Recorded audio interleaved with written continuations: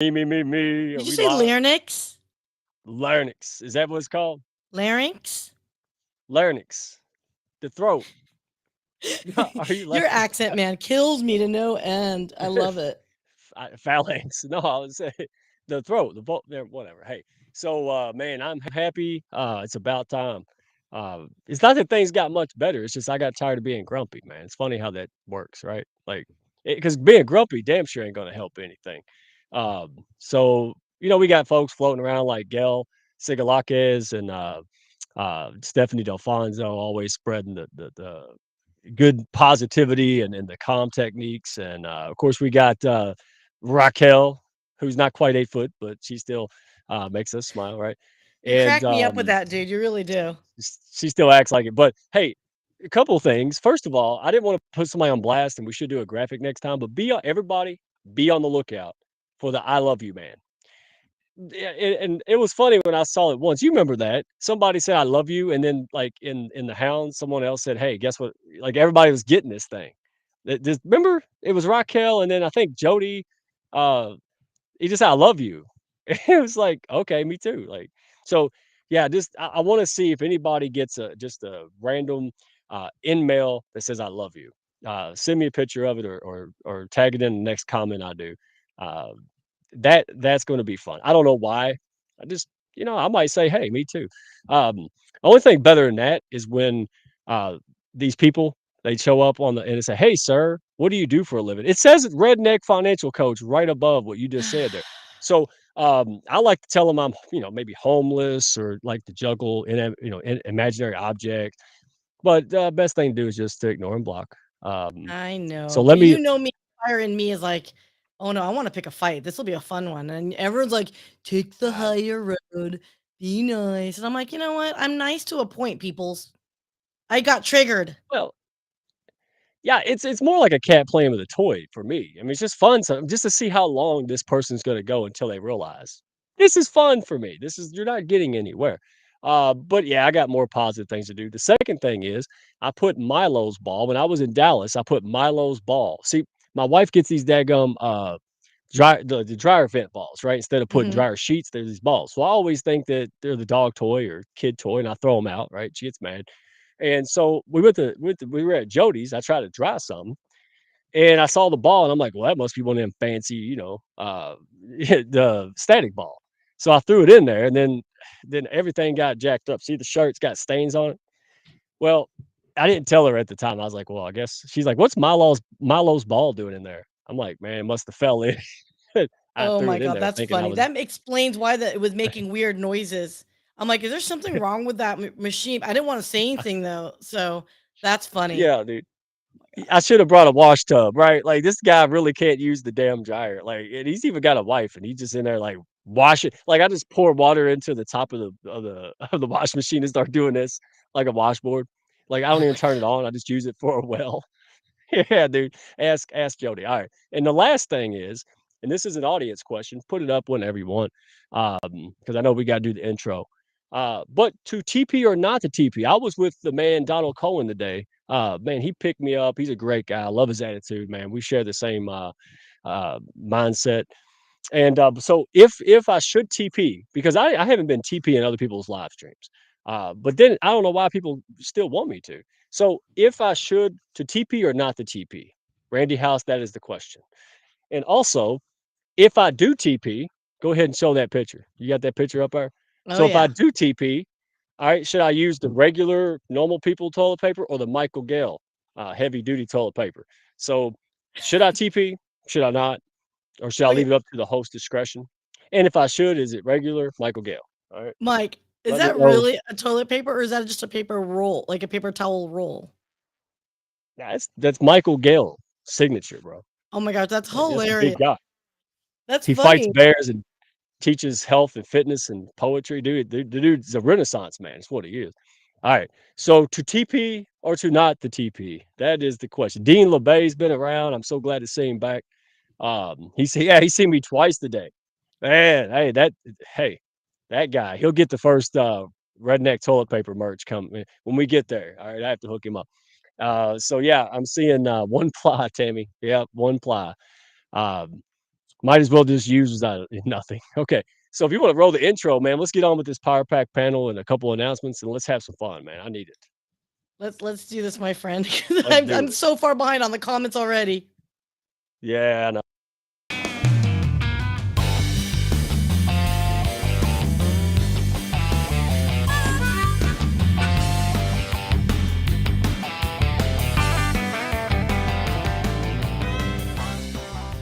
Are you looking to grow your business and your mindset alongside a fun and awesome pack?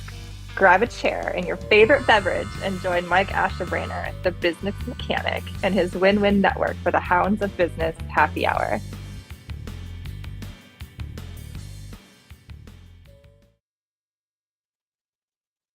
Yep, I was playing in the comments. You busted me. I was playing in the comments. Didn't type it fast enough. All right. So hey, so to TP or not to TP, all right, is Michael Gale size row? Just throw it in the comments, or do you want to see the regular row? For some reason, Tammy, our resident comedian EA, wants to see the one ply. That's just nasty. All right. So let's see what we That's got very on there. popular. That's very Oh, popular worldwide, sir. Just saying. yeah, well, come on now. I mean, you don't tell me you don't fold it in threes anyway. Anyway, we'll have to bring Randy House on and somebody else to have that show. That's a good one. All right, we'll just have ridiculous comedy. It'll be fun. So don't forget Saturday. Do we have a time for Miss Raquel? Roll the R. Raquel. Do we have a Raquel. time for her yet? Raquel Raquel. Flores. Raquel. Yeah. What Raquel time? Flores. Yeah, 4 p.m. Saturday. 4 p.m. Central. Central. Sorry, the world evolves around Central. So 5 p.m. Eastern Standard Time, 2 p.m. East Pacific Standard Time. Yeah, you need to let it go. You're not gonna win that. Okay, just stop. It's just making all the East Coast, time for people hate you. Stop. Stop, stop, stop. Alright. But you So, understand we're the middle um of the country. Like we're easier, like less mathing to do. That's all. hey, before we move on, Raquel, all right? She is proof positive that I can help and bolster and teach coachable, good-hearted, just amazing people to kick my ass quicker. Yeah, she she kicks my butt everywhere, all the time. It's and she did. She I remember her one day saying, "Oh, I can't wait till maybe I'll catch up with you one day." That's what she said like 4 months ago. I said, "Catch up with me." I said, You're gonna be my you're gonna destroy me in 6 months, like stats and metrics and hoopla. And sure enough, and that's the point. That's the point. What's the hounds, man? Uh, she says it much more eloquent, but it's pushing up people like this, who are already amazing. They just need some guidance, encouragement, and then they come out and kick your butt. And then their response to that, their thank you for that, for your efforts and for what you do, is to talk about you and refer you to everybody on earth. It can't get better than that, right? Yeah. Because all the time. So Raquel, she has amazing guests. I mean, I am stuck to it. Even if I didn't know her, I'd be stuck to it. And the networking in her show is insane. It Uh, is.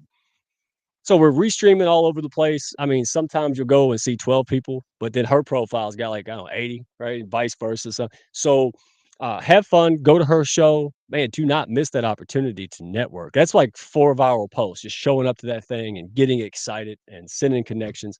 Do it. All right. So the next thing, all right, not to, I have started, I understand marketing and a lot of things, but branding, just asking the right questions when Tanya and Michael started asking the questions, then I knew I met some professionals, man. That for me, that I wanted to go to the next level. But it's funny how we can coach other people, but we can't see the forest from the trees ourselves. Yep. And they impressed me because they said, "Hey, ask me a bunch of questions," and I'm like, "I don't know the answer." Like, well, we can help you figure it out. I'm like, yeah, absolutely, because I obviously can't figure it all out. I mean, there's some good things and some, but I wanted to make sure I was streamlined. That I have people ask me, "What do you do?" I don't figure, I don't know.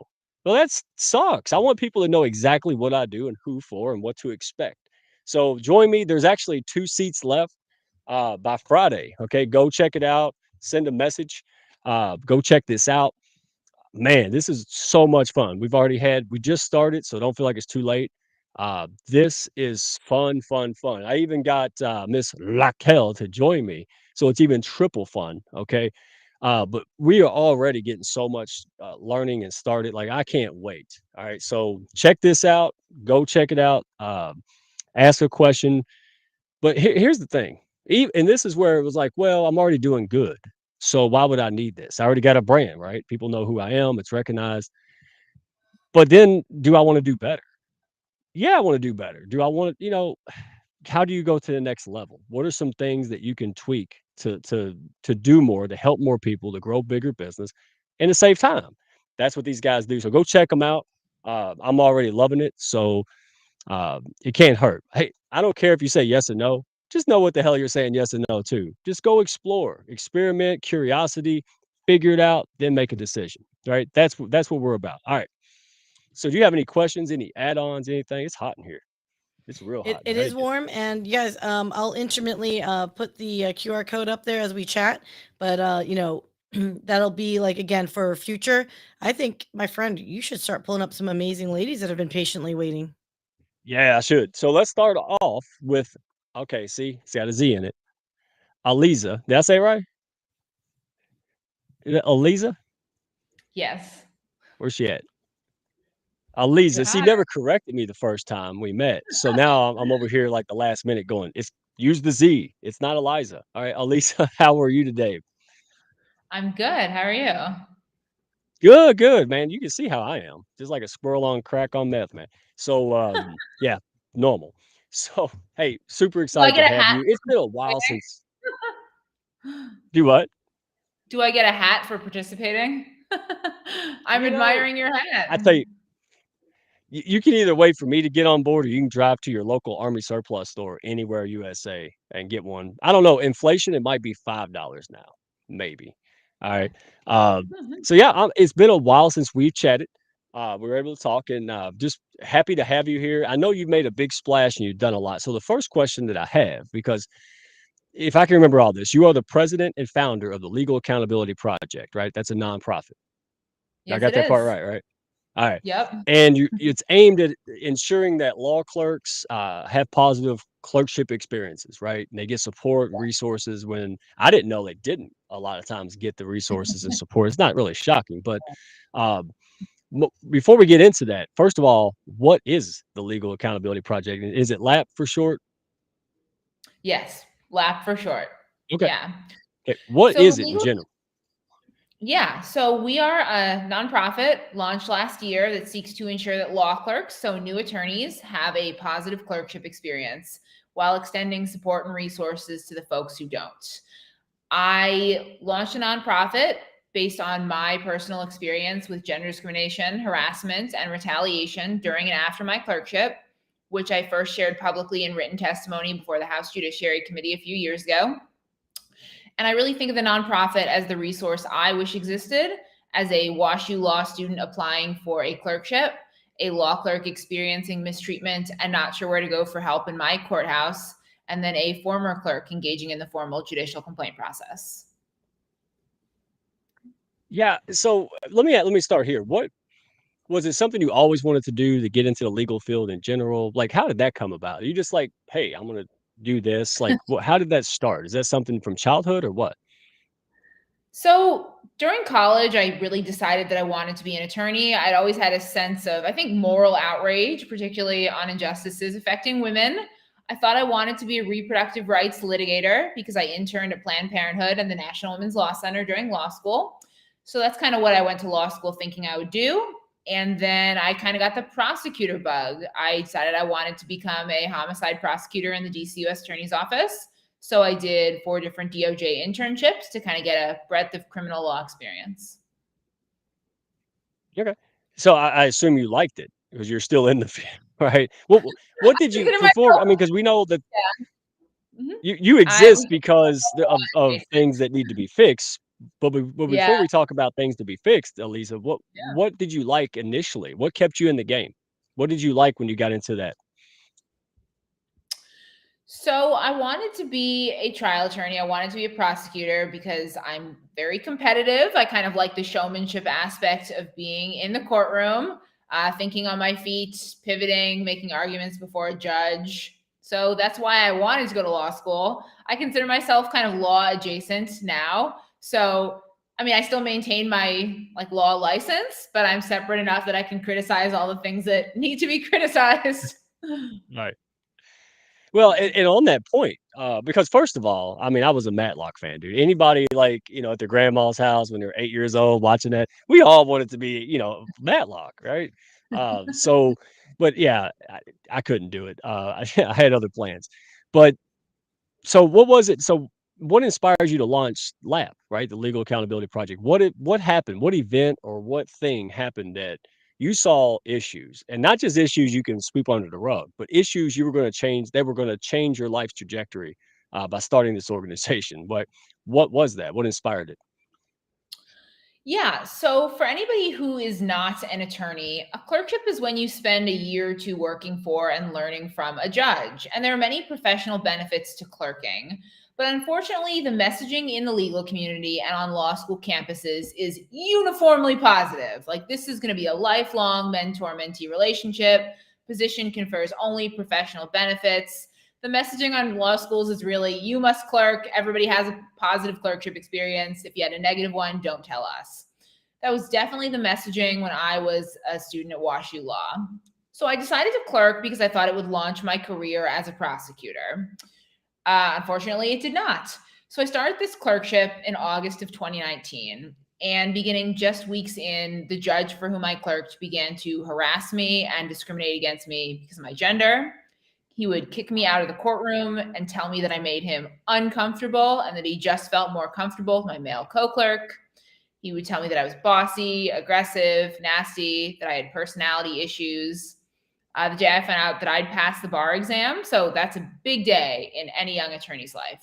He calls me into his office, gets in my face, and says, "You're bossy." And I know bossy because my wife is bossy. And this was all just really devastating.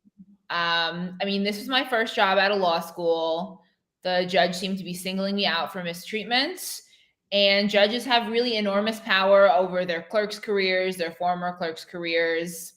Wait a minute. He said this in 2023 or 1823? What or not even 1920? You're talking about 2019. This came out of somebody's mouth, and wow. Okay. Yeah.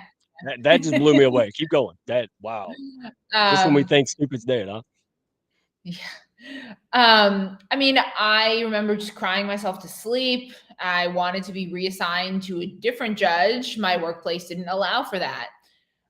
Tried to stick it out, and we transitioned to remote work during the pandemic. March 2020, moved back to Philly to stay with my parents and work remotely.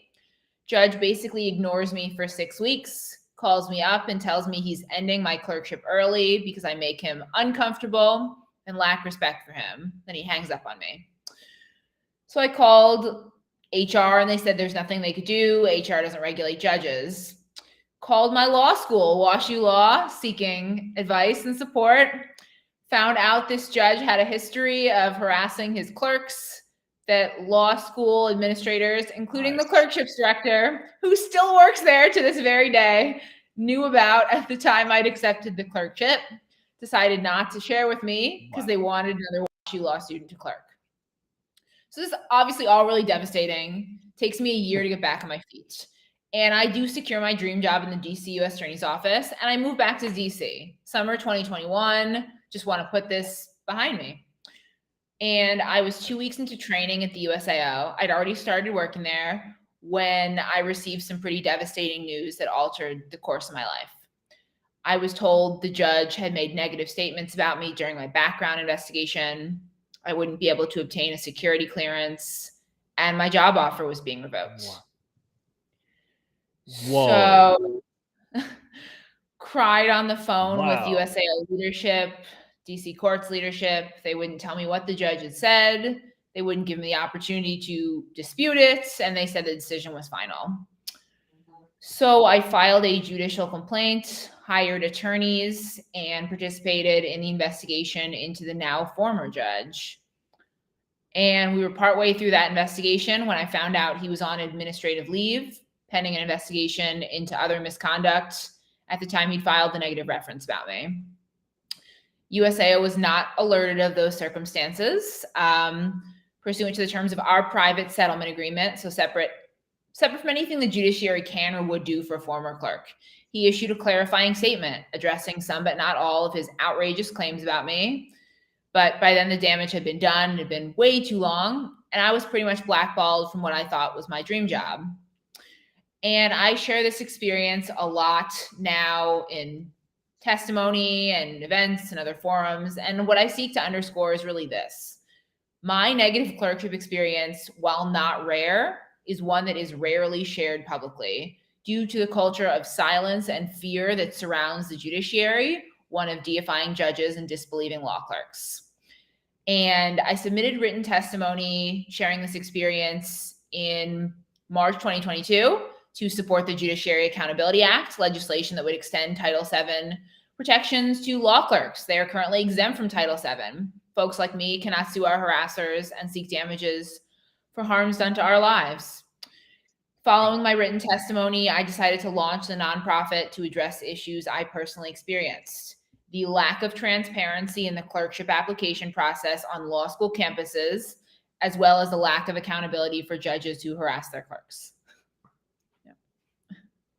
Oh, okay. So I don't want to skip over that. I know we got only about 2-3 minutes, but so when you can't be the first and only person, right? So like the taboo behind it, was it almost like, hey, this is a track record, it's unjust, it sucks, but deal with it? Was that kind of what you was up against? Like everybody's like, hey, it's not worth the Yes. battle, don't go fighting it, blah blah blah. And did you Yes. get pushback because you couldn't keep your mouth shut? Now, how was that? Yeah. When I think of all the people who dissuaded me from filing a complaint and speaking publicly, it was a lot of female attorneys who told me the right professional decision would have been not to report, that speaking publicly would tarnish my reputation. And yet here I am. I've been speaking publicly for 15 months. So yeah. Yeah. Here you are. And again, that's the thing. You're not a troublemaker. I don't, I've talked to you several times. I've seen you around. You're just head down, trying to figure stuff out. Extremely passionate, because you don't want to see and I don't want to see it. It's not like I'm trying to pretend to be a woman, even though Sia would argue I already am. Take it up with her. But I have little future women at home. I got a wife at home. I got people. What, 97% of the reason I'm not homeless is women. So like, I don't want anybody being treated unfairly. But it is still amazing, dude, how ridiculous across the board, especially in the government sector, right? Like, Yeah. daggone, man. So, like, and these are people who carry out, Yes. justice issues. I mean, it's injustice in the justice system is mind blowing. Yeah. Like, I'm not even an attorney, and I'm like, the words just don't make sense. So, okay, so I know we cognizant of, I want to make sure that you get this out. What's the major goals of the Legal Accountability Lab project? So what's the goals and incentives that you're doing? I know you've been published and you moved the House bill and all this stuff, but what is the major incentive at this point, or as in general? Our major goal is to increase transparency in the clerkship application process on law school campuses by democratizing information about judges. I speak with a lot of law students, ask them how they'd avoid judges who harass their clerks. And they really can't, because there is no information about judges. Law school deans and clerkship directors tell students to do their research about judges. What research are you going to do when no information about judges is publicly accessible to students? We have created a centralized clerkships database, which is populated with law clerks post-clerkship surveys, law clerks from across the country who are sharing information with prospective clerks, law students who can read all the reports and identify positive work environments and avoid judges who harass their clerks. Good. So let me ask you 2 more questions, and then we'll tell people how they can get a hold of you. Because again, Okay. this is important. This is not just about being a law clerk or having issues in a specific. This is a societal issue, right? This Yeah. happens all over the place. And the fact that you had courage, and I see the comments, I mean, that's what it's about.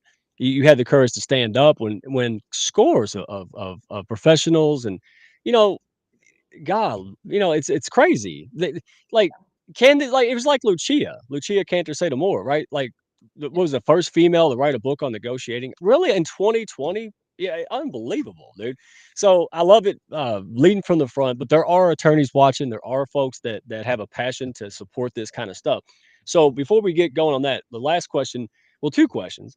Number one, what's the biggest misconception? Because I can imagine not everybody's on your side. Not Yeah. everybody's an attorney or in law. So what's the biggest misconception and what do you want more people to know about? Like what do you want them to know the most about it or to, counter the big misconception? What is it? The biggest misconception about LAP or about me is that we want to end clerkships or that we are dissuading people from clerking. Those are bullshit. That is false. We want to make Yeah. clerkships better.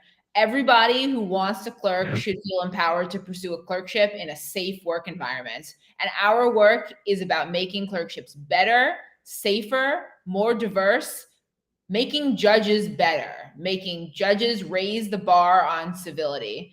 And, raising the bar on clerkship advising on all these law school campuses. Right. It's from the ground up. That's just what even in our society, it's ground up, right? Teachers are doing it. I mean, we waited for the top down approach. We waited for the system to fix itself for too long in so many avenues. So this is the traditional old school approach of just pissing off the wrong woman with injustice, and yeah, it's going to catch up to you, right? And you're not alone. This is not just you running around with a picket sign by yourself. And this is a movement. You have people and uh, you know you're gaining momentum like a snowball. People are seeing this and finding ways to get involved. So real quick, the last question on did you didn't see yourself doing this like nonprofit or anything, right? So what's the biggest lesson that you've learned by taking this kind of U-turn, you know, into a nonprofit? Because I've been through nonprofit. It's tough as hell. So you created one in this kind of environment. So what was your biggest surprise or lesson learned? So I have found that if I am willing to go anywhere and engage with anyone, I can find allies at some of our toughest law schools in some of the toughest places. We have a lot of support from the judiciary, which I appreciate, a lot of support from people who are unlikely allies. And that's because I'm willing to just go anywhere and engage with anyone. So I think it's about having those tough conversations, understanding that there's some things on which we're just going to agree to disagree, but I am willing to go everywhere. And I think people appreciate that. Yeah, man, you're a tough cookie, and you don't take getting blown off for an answer or that like I Law promise school you, I wasn't blowing y'all. everywhere. Yeah, So squeaky wheel gets the grease. to- but yeah, that's but you again, you're humbled. You really come at this the right way. You're not a troublemaker. You're not looking for something special. You're just looking for, hey, fair shake. Treat people kindly and don't be a piece of crap. And I think that's applicable across the board, man. That's what we're here for. So if folks want to know more, find ways to support, get behind it, or just learn more about you and your organization, where can they go? What's the best way? they can go to our website, which is legalaccountabilityproject.org, to join our mailing list, donate, get more info. They can reach out to me on LinkedIn or Twitter or any other social media channels to chat. And if you are an attorney and you think this is important, reach out to your law school and urge them to work with us on the database, or reach out to me. I love having conversations about law school alma maters. But it is so important for everybody to get engaged and encourage law schools to get engaged as well. Law schools are the ideal vectors for change, but really it is law clerks and students and alums and attorneys and everybody just demanding change that are going to power the movement. So, yeah. Yeah, and that's why you're here. Not everybody's going to care or be ready to help out or able to help out, but those who do, they want to know you, right? I'm sure people got excited about it. I saw the excitement in general about you standing up for what's right, and boy, that's not easy, man. And the narrative's not spun in your favor, but you're doing it anyway. And hey, check this lady out, y'all. I appreciate you coming by. You are a fantastic human being, and keep it up, man. Nobody's perfect, but you never quit. And what you've done in 15 months is quite. And I'm not just blowing smoke. I led a nonprofit for a couple of years, and I blew it up. It is hard work. So good for you. Anybody who's looking to do a good deed, find out more, and possibly support something worthwhile. Uh, hey, go check out Aliza. All right. So I'm messing up. All right. And I appreciate you. So we'll have you back on soon. Yeah. Everybody shout out and connect and follow with her. You won't be sorry. We'll have you back soon. Thanks for having me on the show. My pleasure. All right. So let's talk about the biggest subject that I am totally unqualified for. Anything that has to do with drawing, art, or looking good, in general. No, I can't. I miss seeing Sia's face in the background. She probably just spit the drink everywhere. All right. So first of all, let's bring up Johanna Renee. All right. Now she already knows I'm going to bring her, embarrass her little shot. So how are you today, Johanna? I'm doing good. How are you doing, Mike? I am good. I told you I would be easy because I don't want you just to freak out and turn the camera off. But I did tell you, I warned you that yeah, you did. You said no to a Zoom, and look at you now. We can't get you off the camera. You're everywhere. You're the LinkedIn Bob Ross, or Woo! female, Colorado. You're everywhere, and it wasn't that long ago. I'm like, you want to do a Zoom? And you're like, no, you're creepy. So I am proud of you. I'm just gonna say I'm proud of you. Thanks. People love it. You can't even finish a painting now because they're so distracted in the live chats, and so. Uh, how are you doing? Are you excited? Like, is this you finally comfy with all this publicity? A little bit, yeah. I'm getting more comfortable. I still give fair warning that I'm shy and introverted in case I have like a meltdown or whatever, but Yeah. But yeah. you're forgetting that you're shy and introverted. I saw you the other day. You just lit up like a little Christmas tree, like you saw Santa Claus, and you just talking and painting and stuff. And then Sia did her unboxing. Oh, you wasn't shy then. You and dude, that was fun. So anyway, I'm not Yeah. bragging. I'm saying that's what that's what the redneck Camelot, known as the Hounds, was. It was just a way for me to share all the same stuff. I wasn't extroverted, or I was kind of nervous and shy, but then I was around loudmouths like me, and it got easier. Right? I mean, that's just all it is. And to bring out who you are as an individual, what you do, and to see people relate to you and support you is unbelievable. So yeah, I'm gushing on you. I told you I was going to be a little bit, but I seriously am proud of you because it took a lot of courage, whole gallons of courage for you to do that. You had no, I don't want to do that. I can do an audio instead. Blah blah blah. But man, you just went with it, like Nicole, right? Poor thing broke her knee. Best thing ever had. Changed her life. Like 4 weeks later, she's killing it, writing books and shit. So, uh, absolutely, so glad you're here. You're back. Can't believe you came back. That says a lot about you. Uh, but then I had you talk to Natalie, right? Yeah. And so tell me how that went. How did you? Because I just said talk to Natalie, and you said okay, weirdo. And so what happened? Well, I talked to Natalie. I've talked to her a couple of times. She's a really talented illustrator and artist herself, and it's kind of nice talking to people who are also within your element because then you can nerd out together and it doesn't feel like work. Yeah, so let's bring on the lady because, and this is what I think is fun. I just got the ball rolling, right? I said, "Hey, there's this artist. She's got Tuesday live stream. Let's show up." We did, and then I started talking to other people. I guess artists find me. I don't know, but I guess they saw me with you and was like, oh, "Okay, there's this. Hey, there's one artist over there. Let's go find him." Because I've met like 4 artists since I met you, so it's kind Oh, of like when you feed cats and then like 100 cats are at the door. It's in a good way though. I'm not yeah. calling you stray cats. So Natalie, see, she put an H in her name, so I had to put some white out on the screen. Here, so Natalie, how are you today? And I won't say your last name. I'm doing well. I'm doing really well. Thank you. Thank you Good, for good. having me. And thank you for introducing me to Johanna because I'm telling you, she's so talented and she's inspiring me to, you know, get into more action and like be more out there because I'm not an introvert, but I'm close to it. I like Right. I like to do my thing and yeah, but I think what she's doing is awesome. That's why we got to get Oz out here. I keep talking about Oz, and everybody's like, "What are you talking about?" I'm like, dude, because that guy, yeah, he's the most extroverted, energetic artist guy I've ever met. Like I said, you can't be an artist. Like he's probably got a actual artist in the background doing his stuff. Like he's too like me. Like I can't. How's he focus? But he does extreme. He's got a niche, and I can't wait to get you guys together. But Johanna, you like tell me what kind of art you prefer, and then I'm gonna ask the same question to Natalie because you all don't do the same thing, which I think is why it's fun to connect you guys. So, what kind of art do you prefer, and what do you do, and where do you market it, and all that good Yeah. stuff? Yeah, so I mainly specialize in scenery or landscapes. That's what I'm doing right now. And and my medium is in soft pastel. So, and my main focus is LinkedIn.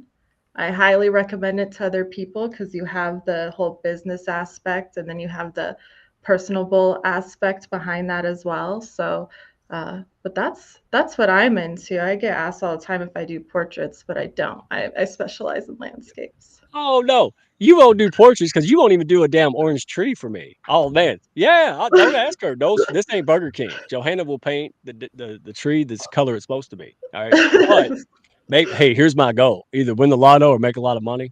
Because I bet you do it for an extra, two grand. You make an orange tree, wouldn't you? Come on now. Yeah, yeah. I'll Hey, send you my buy me a see, coffee link.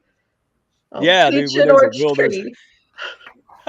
so. All right, so you remember the time when we were at Dallas not too long ago, and you actually thought for a split second I actually drew that picture that Jody Lamb's daughter did. A little That was bit. great. I kind of thought so. I was like, wow, I'm really impressed. When did you do No, this? So, I know, and I was like, I didn't. She did it yesterday. So that leads me to you do oil paintings, and I love watching your live. What time is your live? On every Tuesday you go live, you talk. What time is that? yeah, so every Tuesday at 11 a.m. Mountain Standard Time, I do some soft pastel paintings. Yeah, and it's fun, dude. And I miss them. I know I miss some. It's good. I need 5 of me, or at least, Yeah. semi me. All right. So Natalie, what is so she does the oil paintings in nature. What do you like to paint? What is it that you do best? I'm more of a figurative artist, so I love painting women, but I don't do details, which means I like to do impressionism. So it's figurative impressionism. I love to add a little cubism in there, which is like three styles that are I'm obsessed with some of those great artists that especially Picasso and those artists. So I call my art emotion on canvas because even though I don't show details in the face, sometimes I do a little bit more intricate details, but I like to just Mhm. give a feel, an emotion with the position of a body, just showing the back of a woman, and I just love it. I everything is from my imagination and just from being really observant about how women move, how they're just so individual and so I do large paintings, but recently kind of reduced my canvas size because I don't have any more room in my garage. That's the size of that's preferred medium for Johanna. That right Okay. there, dude. Yeah, so you're much bigger than hers because she when you said 8 by 12, she's like, that's gonna take a couple days. So how big are you typically? 'Cause I see in the background, pretty big, Yeah, right?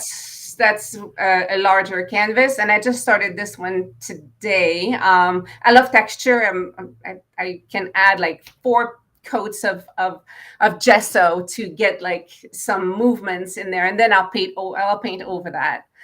Recently, I started my KDP business, so I'm publishing books and coloring books and journals for women, and just really inviting other women to express their creativity through it doesn't have to be like an art medium. It can be anything really, just writing or but I'm all about just inviting other people to just discover how it is so relaxing. And while Elisa was telling your story, it actually is so intense and it's such a different world, and I'm like, I could see her coloring and just kind of like like just relax and just I think I'll send her a coloring book. Yeah, well, let me clarify that because you just rattle off a whole bunch of stuff. Because Oh, look, sorry. especially no, it's good stuff. I just want to clarify because I don't know crap about anything, especially when it comes to art. Um, but I wanted to clarify. So you have a paint and sip business, but you also do coloring books. So you really start to make a business out of your passion, which is not common, right? So and before I get there, Johanna, this is more of a side hustle for you, right? Like you're transitioning to full because you're starting to sell some stuff. You don't think I pay attention? I pay attention. You starting to sell some things, right? So where are you in that kind of I love it. make some money if I can to, wow, I've probably got something, a business here. Where are you Me? right now? It's been a while. Me? Yeah. Oh, okay. Johanna. So, well, I treat this like my full-time business. I'm lucky that my fiance has a good job and wants me to stay at home and paint and try and make more money than he does. You know what I'm saying? So, Good man. Hey, yeah, good man. Keep that guy. exactly. Hell yeah. Exactly. So, so I treat it like a full-time business, but right now, like you just kind of have to start anywhere. I'm only making part-time income, maybe like 1 to 3 sales a month. But it picks up and you can diversify your income, have multiple income streams with your art. And that's kind of where I'm at right now, is trying to maybe do a membership area or workshops, or I've been talking to like lead plein air workshops and things like that. So that's where I'm at. Okay. All right. No, I love it because, you know, it's a hard thing to monetize. It really Yeah. is. To me, it's right up there with restaurants, like 90% failure rate, right? Like just across the board, right? And so it's amazing. It's actually really like, wow, to hear Natalie, like she is making her art is her business. It's both, and so that is stunning because it's not common. That's why I keep mentioning odds. I mean, I thought he was, a lot of people when you think they're going to be full of crap, but when they start talking, they're not. That's how Oz was. I'm like, wait a minute, did he just say that like it was some everyday shit? Like, yeah, he did. So he was passionately talking, but I can tell the man knew business as well. He knew people, he knew what they wanted and the value. So let me ask you this question, twofold. When did you know? It could be at an early age or yesterday. When did you know that you had a passion for being some sort of artist in art? And when did you transition to, hey, I want to be a pro, right, or make some money, right? However, and you can argue with me about pro versus amateur because, woo, I'm just stepping all in the landmine. I don't know. So forgive me. So Johanna, when did you like love art your whole life, and when did you decide to make this a career? Oh, okay. Yeah, I loved art my whole life. Like I came from a really artistic family. But I never really pursued art. I kind of listened to everybody else, like starving artists, and you don't want to do that. And some of my family was like, you need to get into medicine. I was like, no, I don't really Right, want to. get But paid in medicine. a little bit, but then you're also burnt Right. out. Yeah. But Yep. uh, but basically, I kind of had, well, I lost a fur baby like a couple years, 3 or so years ago, and it really put in perspective to me that time is short and you have to go do what you love and just try. Like you just have to try and just keep failing forward. And so that's basically what put it in perspective for me. And I kind of came out of um, psychology school. I was going to be a counselor and a coach in psych. I got my master's in that, but I was burnt out and couldn't like not keep the like client conversation, what you hear away from home. Like I would take those emotions back with me and I'm like, this isn't making me happy. So Yeah, you I'm had to gonna, work with people like me. Yeah, that would be yeah, exhausting, man. Yeah, crazy yeah. people. Yeah, And I'm not very absolutely. social either. So it's like draining on Yeah. top of that. I'm like, wow, you're Right. just talking at me. I don't know how to deal with it. Oh, So yeah.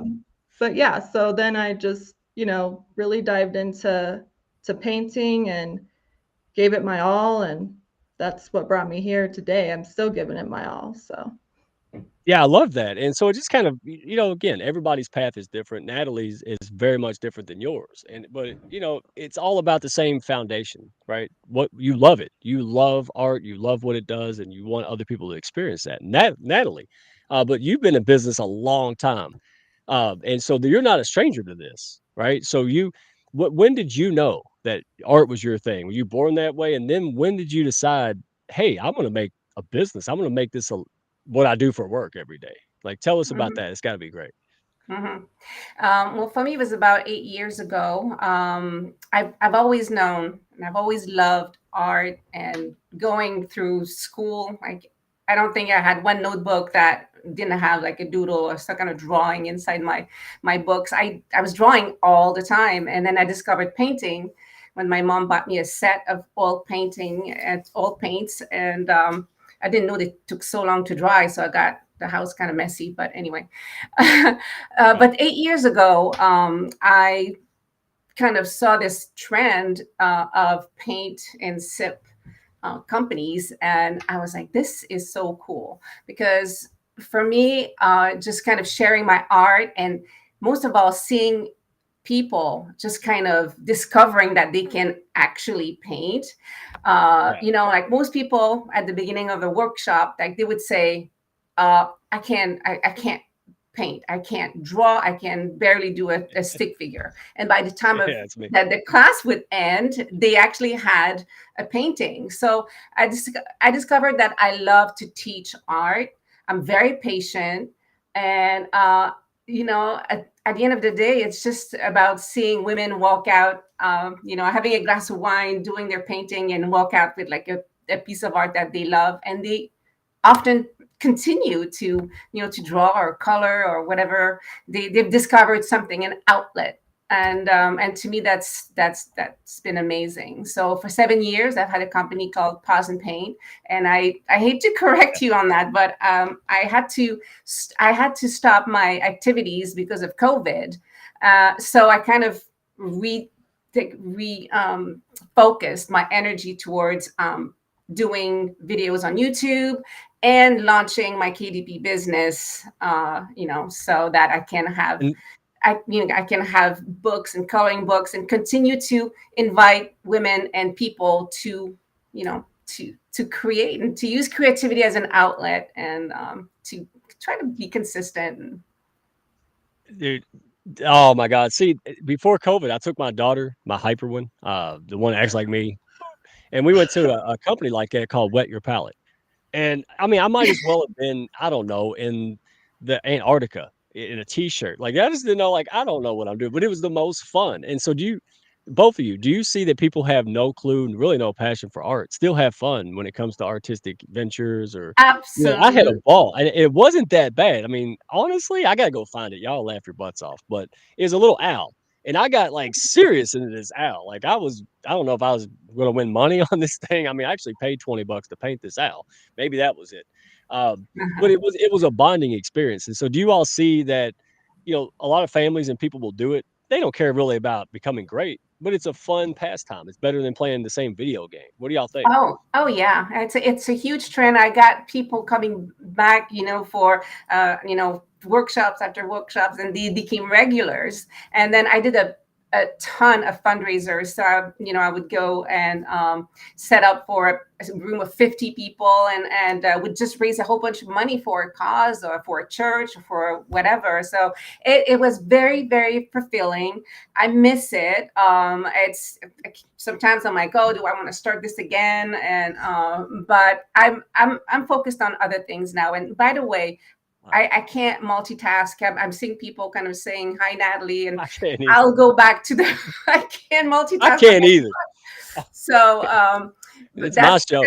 I think for me, art is also a way to focus and to not be in my head so much, because I tend to kind of we all are, we're self like critic, and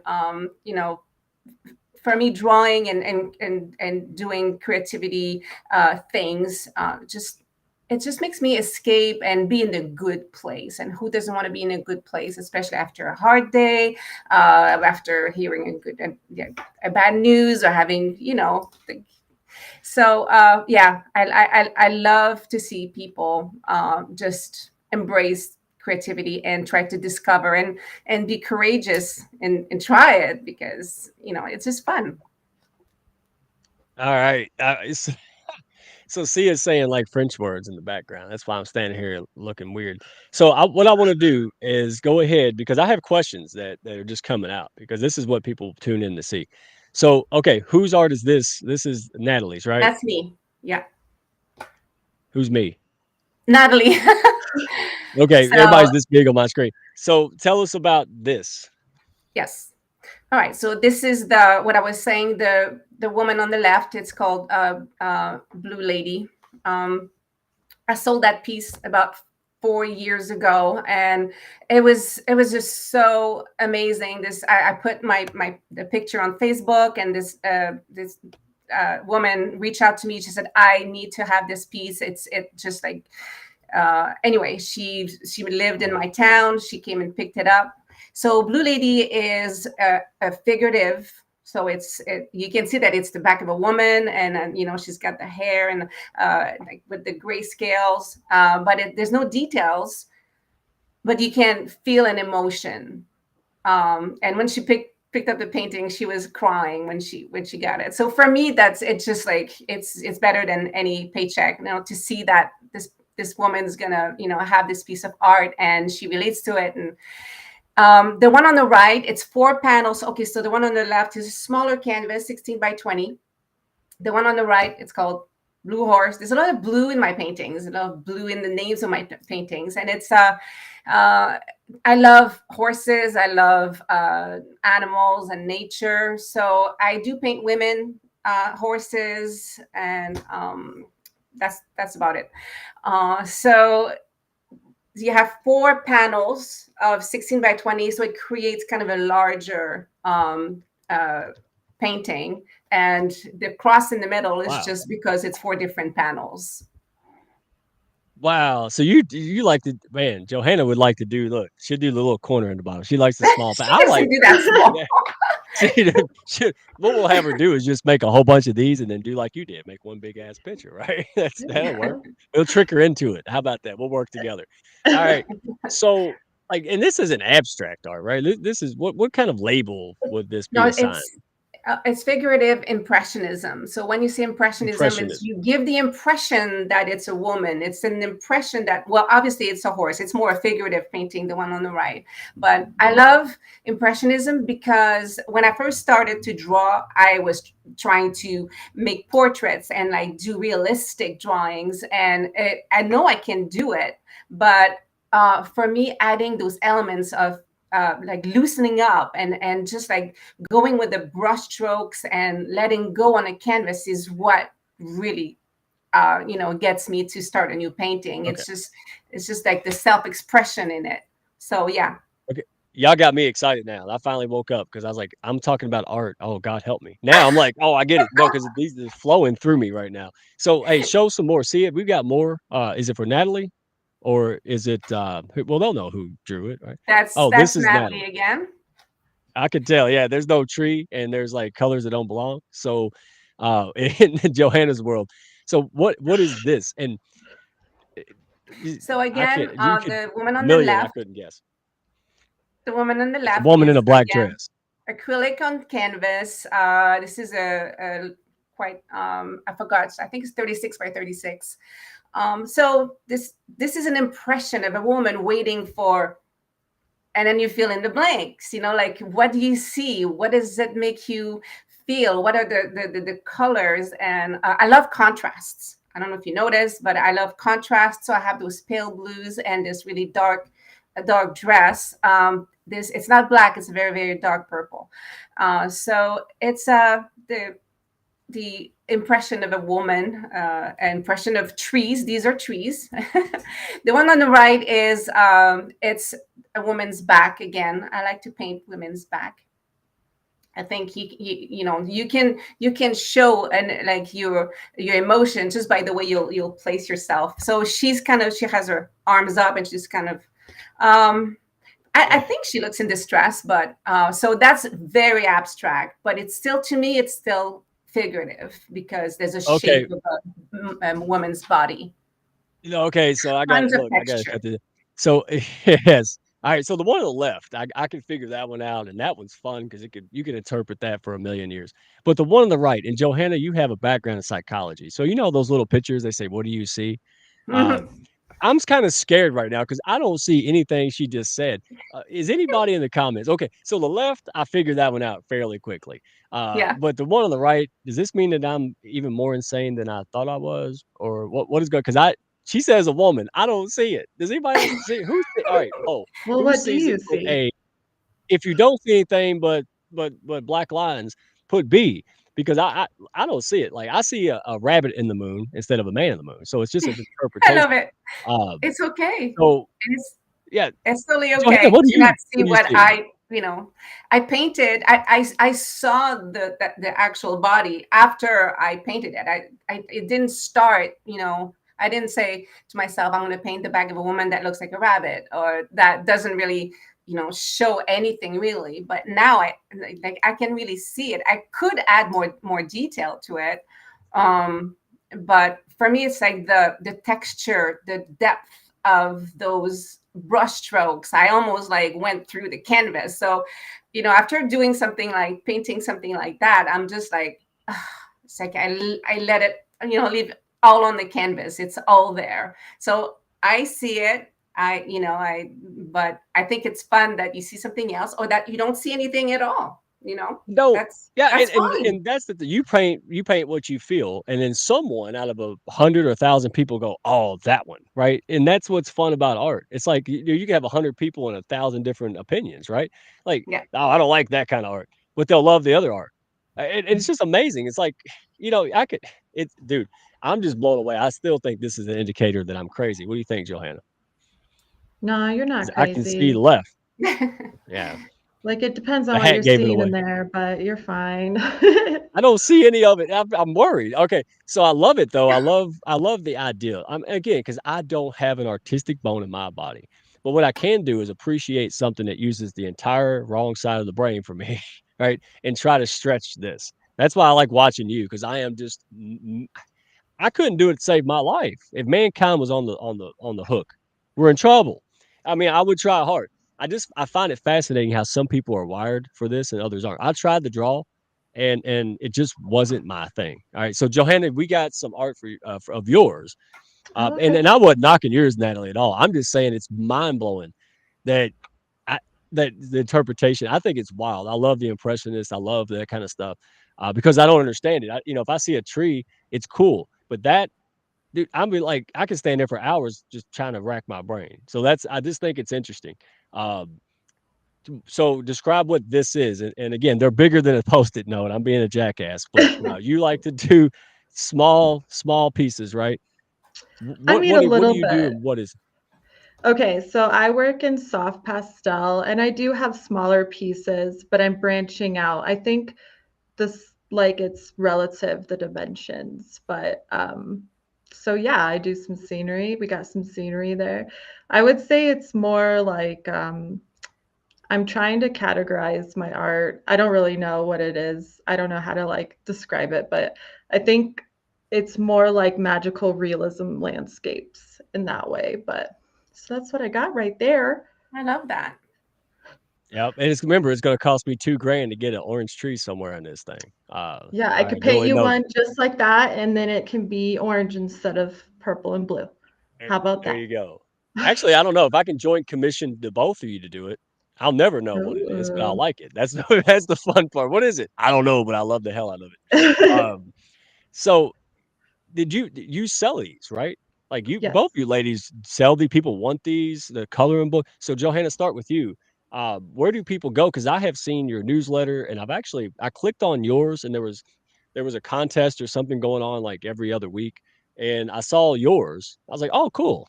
And then I saw everybody else's and you had like a bunch of likes and stuff. So like what do you do to sell these and like where do you go to put them up there and you know what's your Got journey it. been like on it? What's my journey? Oh my gosh. Like I've been trying to sell my art for like 5 years, and I didn't really start selling my art for until like a year and a half ago. It wasn't until, well, 2022 that I actually sold my first pastel painting. And market everything through, I mean, if we get technical, like as far as like marketing funnels and things like that, that doesn't sound very creative or fun. But, No. I use LinkedIn, I funnel people to my Yeah. website and they can pay through there. But I also have like a newsletter that people do sign up for. And it's great for artists. You really should. Like, I know there's a lot of marketing coaches out there that say, like, email is dead and stuff like that, but it's really not. Like I It's have the not. most insightful conversations Yeah. with people through Yeah. email. Bad And email. Bad email is dead, but good email is still yeah. alive, right? That's great. Yeah, definitely. Or just messages, like people just kind of contact me through LinkedIn messaging. They're like, "Hey, how much is this piece?" And I tell them, and that's with their budget. Then they get a new painting. That's basically what happens. So, but it's amazing. It's amazing to walk that miracle mile to sell your first painting. Like I haven't met an artist that hasn't cried and danced and done anything like other than that, so it's really amazing. So I hope that there's other artists watching this and that they just keep going, like keep going that miracle mile until you sell your first painting, and then replicate and keep doing what you were doing. So Yeah. No, I love it. And again, the creative people like you should hire me for the boring stuff like marketing and growth on LinkedIn. That's what I'm for because I can't right. paint to save my life, but I can help you do it and sell more and people and again, it's just people finding you. It's not like, hey, I don't like that kind of art, right? You're just Yeah. trying to say, hey, I got this kind of art. Who likes it? Not everybody liked the famous artist in the past, right? I mean, Hmm. it's about finding people who like what you got to offer. It's not about dislike, right? And the same thing when it comes to what I do, right? It's like, well, these people don't like what I do. Who cares? We're not selling bald people haircuts. That's goofy. What we're trying to do is find somebody who likes her style of painting and Natalie's to say, there it is. That's as simple as that. And you're so daggum likable. That's part of it too. I mean, I just liked you. I mean, dude, you made I gotta find. I know I took a picture or a screenshot. I'm weird like that. Ask Becky Wolf. But dude, when you first came on and saw like 20 of us there, you just Yeah. lit up like a Christmas tree, man. It was the funniest. And so on that note, because I'm gonna get back to Natalie, but on that note, I want to start. Why did you go live? Because that's not something that you would do on purpose just for the hell of it. So what motivated you to go live and share this with others? Well, I noticed that no other artist on LinkedIn was painting live. So I was like, I'm going to get in there and do it. And also, I think, there is no right way to market yourself as an artist. It's your way.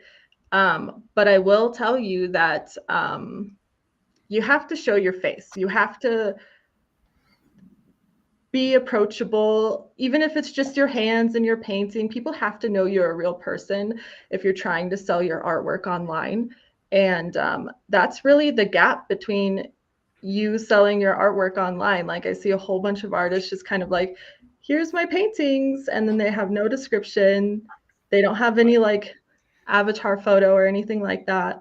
So I started doing lives, and I also honestly I started going live to practice being more social, if that is Yeah. believable, because I'm not very good at that whole social thing. So and my No, first no. live, I didn't even talk. I was muted the whole time. So I didn't Yeah. talk to anybody. I was just replying to comments. I was like, oh, I didn't show my face, anything like that. And So 2 months later, look at you. Look at you, like, 2 months later, dude, you don't like, right now, you're watching yourself, so but when you're on there painting, you're in your total element, man, and we're painting yeah. with you, and it's fun, and I think that's why, Natalie I mean, first of all, y you said no one was painting live or that you could tell, and that's what hey, if people are here still listening, dude, hey, I'll make it worth your while, you're gonna get value. There is so few guys or I want to be the guy or there's already a guy in art or this or that or a gal. Bullshit. There's very, very, very few people that are really making a splash anywhere. 900 million people on this platform, and what 2 or 5% actually do something on the platform. So there, don't think that oh well, there's already a guy, a finance guy, or an artist woman. Bullshit. And if there is, there's still room for like 1,200 of y'all. And there's still 900. I mean, divide 1,200 artists by 900 million people. That's still good odds. So I love your courage. I love your understanding of it. And just to be you, because honestly, man, I would think you be people relating and liking you and enjoying that. I mean, Bob Ross, he wasn't the only person that could paint. but boy, he was likable as hell. I mean, it didn't hurt anything. I remember watching him in awe, and I think that's what we joke about that, but that's seriously, that's a brilliant, authentic thing for you to do, is to put your little shy self out there because it doesn't hurt people. They might like your art, but now they like you and your art. That shit's gonna sell quicker. I mean, that's just Yeah. business, no different. So, Yeah. Natalie, you had a face-to-face business, right? And now you're in digital and online and things, and you're sending out. But so, do you miss the interactions? Like, what? That's a very different path to take. So, Mhm. explain to me how your journey's been. Is it bittersweet? Do you enjoy it more? Or was it hard to transition from in person to digital and books? Mhm. How was it business wise? Well, for 7 years, I gotta say, I enjoyed every single event that I facilitated because I just made it like my mission to not let one person leave the room not liking their painting. So sometimes I'd fix them a little bit, but so I love the interaction. I really did. So when COVID hit all those years back, it was like, okay, so I can't do I can't do my workshops anymore. So actually, I had an interlude of a year and a half, and I became a realtor. I took my, I became a real estate a realtor, and Wow, I really? sold 3 homes. And then I was like, "What am I doing? I hate this. I know I can do it, and Yeah, I know it's a wonderful, career, but I just kind of woke up one day and I'm like, no, I can't. I can't. I have to go back to my art. I miss it. So I started to paint again, and then I'm like, I need to share, my art right now. Like this is just like a little notebook, and my art is on the cover, so someone can buy this for like a couple bucks and have my art on their desk. So I love that. Um, but I gotta say, when I saw Johanna paint live, I did a double take and I was like, on LinkedIn, she's doing this on LinkedIn. And I was like, that okay, like I think I want to do this. And I told her when I spoke to right. her, we spoke twice recently, and I'm like, I think I want to do this. She's like, go for it, go for it. And I'm like, well, okay, I will. And then really have to commend her for like her being consistent and just going for it. So I learn from younger artists. I learn every day. I love learning, and I think that's. Dude, I miss being part of a community, and I love being here tonight because I see all these comments, of course, for Johanna. I'm like, I'm a big fan. I really, really love her art. And I'm like, well, I think I'm ready to, kind of like show myself more and be out there more. So I think that's yeah. what my next step is. And then I still want to continue to do those coloring books, but they take forever and it's so competitive. But I'm doing it because I love it. And all like my coloring books are my original art. So when you look at this coloring book, it's those ladies that I draw and you can color Right. them. So it's a lot of fun, but you can't do everything. So I need to prioritize and treat everything I do as a business Yeah. and connect with people. I think I miss that. I think that Y- the whole COVID and being, in our house for all these years, I'm still kind of coming out of that, you know. You're a So businesswoman, but you're an I artist. am. You're both, and I think that's there's not one or the other. You're both. And did I hear this right? Did I hear that quiet, shy little Johanna gave you the courage and inspiration to jump on live Oh and all this yeah. because you're doing great. No, these two, everybody in the audience, these two they don't do this every day, and they are killing it. And your support is making this possible. That's what it's about. Because here's the trick to speaking in public or on live stream. Everybody watching is just glad it's not their ass up here. When you understand that they're rooting for you because they understand they wouldn't want to be up here and someone boo them, right? So unless they're insane or have some kind of thing going on, most people are rooting for you. I'm proud of you. I'm proud of you guys because courage. We shout this all day long, man. Courage before confidence. Well, I don't know what I'm doing. Yeah, join the club. I just do crazy. I'm not afraid to look like a dork, or like I'm. because the reward is well worth the risk. And by the way, we're on LinkedIn. You can delete whatever doesn't work, right? You know that. And people aren't paying attention to you anyway, right? Because they're worried about their own likes and stuff. So let me wrap up with the last question, and then we want people to continue. We got to have you back. I mean, there's just not enough time. Uh, we've got like the whole next quarter repeats of you folks coming back. So, um, Johanna, what are the projects that you're currently working on, and what can we expect to see from you in the future? Oh gosh, I have so many projects. I'm Pick working six. bigger. I'm working bigger. Look at that. Look how big that is. Holy cow! Hang on, watch. Move Right? your head. Move your What? head. Wow, daggone, that is. Whoa, proud of Right? you. So I'm working Beautiful. bigger. I'm still putting together like a membership workshop area because I love teaching soft pastels and I love sharing what's working with inside my art business with other people. So I'm doing that, and that's about it. And That's you're what I'm hanging working out on. with country weirdos, getting out in Yeah, the I'm open hanging and out with bringing. Yeah. the redneck folk, welcome you Yep. into the mountain people folk over here. So Mountain. Yeah. yeah. That's funny. I never thought that mountain lady over there. Like, dude, it's so much fun. And then you brought Natalie here. Natalie, what projects? Because you probably got as many as she does. You got a resume like Tom Brokaw, for hell's sake. Amazing.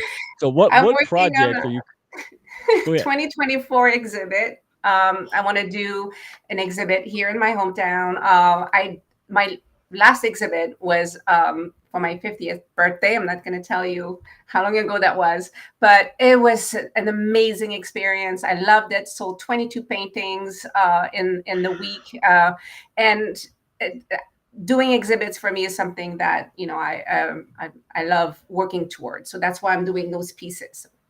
Exhibit. I want to make my art affordable for people. So I'm working on, if you go on my website right now, you're going to see original artwork, but I'm going to have everything available in prints, different formats, canvases, posters. Okay. So because I think it's not everybody that can afford a painting that's even $400, $500. So, buying a print is, to me, I mean, it's just as beautiful. Right. It's just not the original. I have coloring books and journals that I want to publish. So I'm doing that full time. Paint, draw, publish full time. Now I just want to go live and meet people. I think that's an element that I was missing, and for some reason, Yeah. I just happened to have one of my friend on LinkedIn connected me with you, Mike, and said, I anyway, she introduced us, and I'm here tonight, and Yeah. I want to, you know, um, take advantage of that and just use LinkedIn for what it can be. It's really a Yeah. wonderful platform. I just Absolutely. I'm gonna try it. I want to Yeah. do it. I want to do it. So Good. Good. Well, Johanna's gonna is yeah. gonna Reach out. guide me. She's gonna be my coach. Right. You can Good. Good. come on the show. We'll paint together. It'll be fine. Okay. Yeah. Yeah. Yeah, get with me. We can make some creative stuff, talk about it. Absolutely. Send me a message. Don't let Natalie forget to message me because that's fun. I like fun projects, man, helping people. All right. Yeah. So where can people find you? I think your website, it's the private chat's covering it. It's Natalie, how do you say your last name again? It's easier than you think, Mike. It's It is. Villeneuve. I'm ashamed.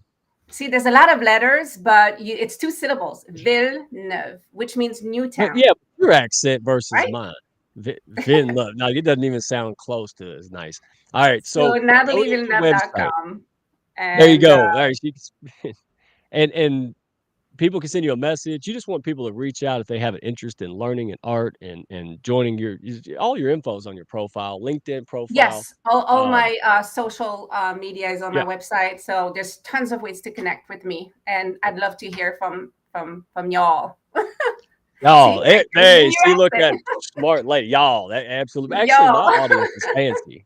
My audience is fancy and successful and all that. And yeah, they just like the clown show. I love it, man. I love it. It's for everybody. The Hounds Pack's for everybody. So, real quick, Natalie, what somebody's out there, they don't think their art's good enough. They can never sell. They can never make anything of it. They don't have confidence. what would be one thing you would tell them to inspire them to keep trying? What would you share? First thing is, don't compare yourself. If you have joy in creating something, it's because it has potential to give joy to someone else as well. So just continue to do it, and practice, Love it. practice, practice. Yeah, that's useful info for everybody, man. If you sell like toilet seats, yeah, same shit, right? It's all the same. All right, Johanna, what would be the one thing that you would want to say to somebody who's struggling? They just haven't. I mean, you probably been there. What would you say to them to get them, from giving up and missing something special? I think what helped me out personally is to focus, like to streamline what you're doing. I see so many artists out there trying to be on LinkedIn and Instagram and YouTube, all the while trying to create their art and market it. Like, cut that down, cut out the fat, just stick to one like social media area and somehow incorporate that into your studio practice. And just like Natalie, you have to practice, practice, practice. If you're not it like within your art goals, like, because like, you're going to make art that's going to be crappy, you will, but the mileage is going to get you through it. Like, the more art you make, the more better pieces you're going to come across, and the more people are going to see your art, and there's going to be more inventory for people to be like, I connect with that piece and I'm going to buy it. Oh, I love it. And that's again, it takes time, man. It's called practice, not perfect for a daggone reason, right? Yeah. So give yourself some grace. And by the way, most people are working a job that they hate anyway. So if Yeah. you're coming home and leaving your crappy job so you can come home and paint, what do you got to lose, man? Honestly, I mean, you're just painting for free anyway. Might as well go out there, do the uncomfortable. You ladies are inspiring. So where can people go to see find out more about you, your art, Johanna? Is it your website, your LinkedIn, all the above? Where should they go to learn more and support you and buy a painting with an Yeah. orange tree in it? Right, right. Yeah, my website, there's a contact me page on there. My newsletter is on there. You can message me on LinkedIn, and that's pretty much where I'm at. Like, I have other profiles everywhere else, but I don't check them, so don't message me on Yeah, too them. many. Definitely It's too many. LinkedIn is where it's at for me right now. So, or you can contact me on my art page. Good, good. Hey, stick around, ladies. Don't leave. But Okay. we're gonna. Hey, I want the final thought because Johanna, you said it all day long, all week long. Actually, this has been a real tough month for me, guys. So I appreciate you all coming. Don't leave. Go backstage if you like to. But I'm gonna close on this. What Johanna just said, everybody. And thank you for making this fun. You guys in the audience, your comments, man, you don't know what it does for the folks that are here. Um, that it especially, they're artists, and then all these folks come out to learn, and it's still learning. Just because it's art and it's marketing or it's a financial career, we go through the same stuff, right? Um, Oh, but do y'all want to tell me bye? Y'all want to sit here while I talk. All right, tell me bye, but don't leave backstage if you don't want to. All right, we chat after this. But bye, ladies. I appreciate you for showing up and blessing us with this. And I learned so much. Dadgummit, if you learned something, comment that you learned something. Tell them thank you. They're here late with us so we can share. But these are phenomenal ladies, man. You got to meet them. Thank you all so much. Thanks, Mike, for Thank having us you. on. Love you guys. Pleasure. Love the hounds. Great Thank, community. thank you so My much. Just pleasure. I love reading the comments. I feel like full of energy. I think I'm gonna Yeah. continue my painting. Yeah. Oh, It's I'm great. ready to woke up too. Thank you so much. I appreciate it. So hey, just to close out, man, I appreciate all of you, what you stand for. You make this special. You make all this look forward to. I had a rough week, rough month, actually rough year. And a lot of people in that boat. But Johanna said the one thing. I kept trying to figure out what I should be doing to overcome the depression kind of things, and a lot of life hit me. And I've seen it 50 times today. Focus. The key word was focus for me. Well, if I keep seeing focus on everything, I saw a Ford Focus, I saw a billboard with focus. Tanya in her class in the mastermind, brand face said focus, and Johanna just said focus. So what do you think that the something in the universe is trying to tell me? I should focus. So that's all I wanted to leave you with. The hounds and what I do and helping people. Look, it's to help you focus on the main thing. You come to LinkedIn, it's big, it's scary, you don't know what to do, you can't get a like, you can't get a comment, you're not converting, you're confused. Yeah, me too. I used to be that way. Then I figured it out, and now I help you focus on what's important. All right. Community aspect, getting people to know, like, and trust you naturally because they see you, they know who you are, and they're more willing to show up to your painting lives. They're willing to show up to all this stuff. And then you start to get value. People want to buy that from you. People want that service from you. They know you. You have the best product available. What the hell is left? They know you, they trust you, they love you, and you have the best possible solution and result for them. There's no other half of the circle, just two. So, hey, talk to us, join the hounds, talk to somebody in the group. But if you want to grow, send me a message. If it's not for you, I know people who would be a better fit for you, but stop doing the same thing over and over and expecting a different result. The time is now. Uh, Reach out, talk to me, talk to somebody. Just stop taking no for an answer. Quit telling yourself you can't figure this out and do something special. All right, call me. All right. Other than that, hey, we'll come back next week. Don't forget Raquel, Mr. Raquel Flores. All right. And I will bring, I think the poll was the Michael Gale heavy duty toilet paper. That's what I'm going to go with. But I'll leave it up to the host. So if I come on your show, I will let you decide. All right, regular redneck or extra Minnesota. All right, so that's your options. Hey guys, appreciate you. Uh, that's all I've got. Hey, I see you yonder. Let me know if I can help you. Appreciate all you all. All right, roll the outro. Give me a message. Shoot me a message. Thank y'all for stopping by. Be sure to follow, share, and like, and send me a message if you had fun today. Y'all come back now.